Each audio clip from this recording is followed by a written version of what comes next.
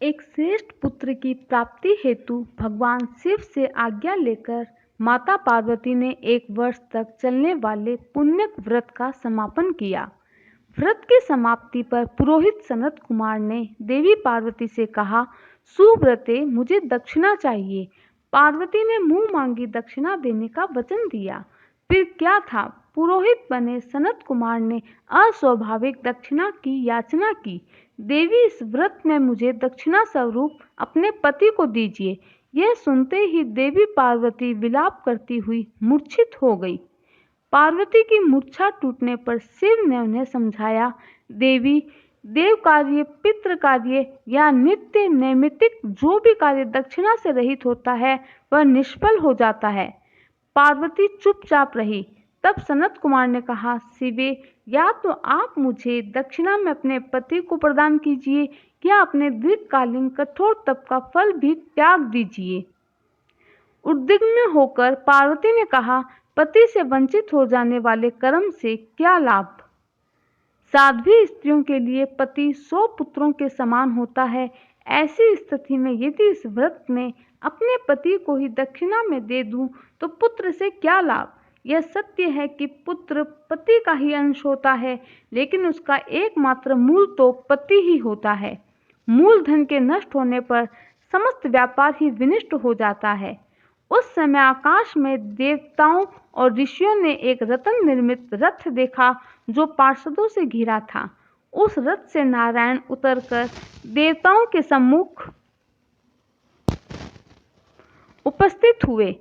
नारायण को ब्रह्मा, विष्णु और शिव ने रत्न सिंहासन पर बिठाकर उन्हें प्रणाम किया और हाथ जोड़कर गदगद कंठ से स्तुति की।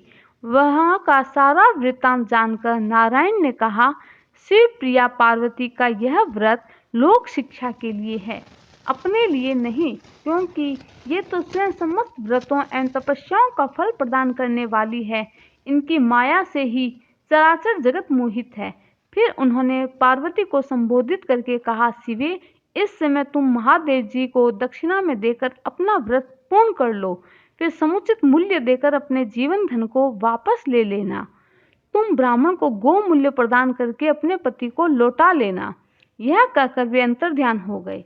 तब पार्वती प्रसन्न मन से अपने प्राण सर्वस्व की दक्षिणा में देने के लिए तैयार हो गई। उन्होंने हवन की पूर्णाहुति की और अपने जीवन नाथ शिव को दक्षिणा रूप में दे दिया। इसके बाद उन्होंने पुरोहित सनत कुमार से निवेदन किया, विप्रवर, गो का मूल्य मेरे पति के बराबर है। मैं आपको अत्यंत सुंदर 1 लाख गोवें प्रदान करूंगी। इसके बदले में आप मेरे जीवन सर्वस्व को लौटा दें।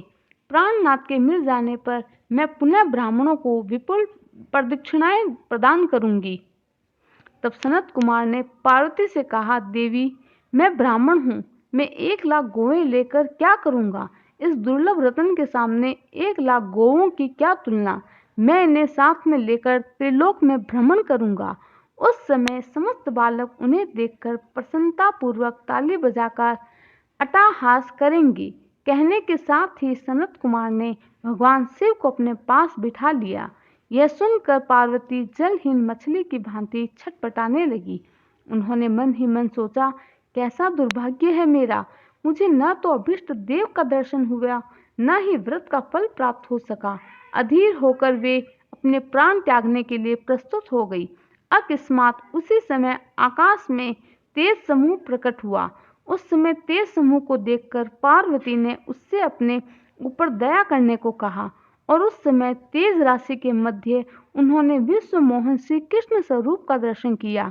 ऐसे भुवन मोहन अनुरूप रूप को देखकर भगवती पार्वती उसी के सदृश पुत्र की कामना करने लगी और उसी क्षण उन्हें वर प्राप्त हो गया। तब देवताओं ने ब्राह्मण पुत्र सनत कुमार को समझाया।